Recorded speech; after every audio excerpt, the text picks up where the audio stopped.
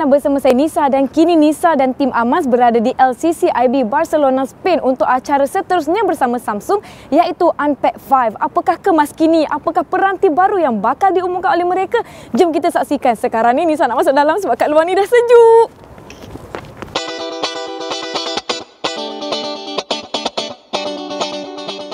Pada acara Unpacked 5 ini, sebanyak 4 peranti telah diumumkan oleh pihak Samsung.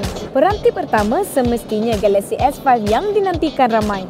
Peranti ini menerima banyak kemas kini dari segi kemasan supaya ia tampak elegan dan menarik. Keupayaan masa bertahannya juga bertambah dan Samsung mengatakan sekiranya bateri Galaxy S5 tinggal hanya 10%, ia mampu bertahan dalam mod sedia sehingga 24 jam. Galaxy S5 juga kalis air dan debu serta menyertakan Kids Mode dan juga membawakan sensor pengesan degupan jantung untuk tujuan kesihatan. Peranti Galaxy Gear 2 pula dikemas kini dari segi rekaan membawakan home button.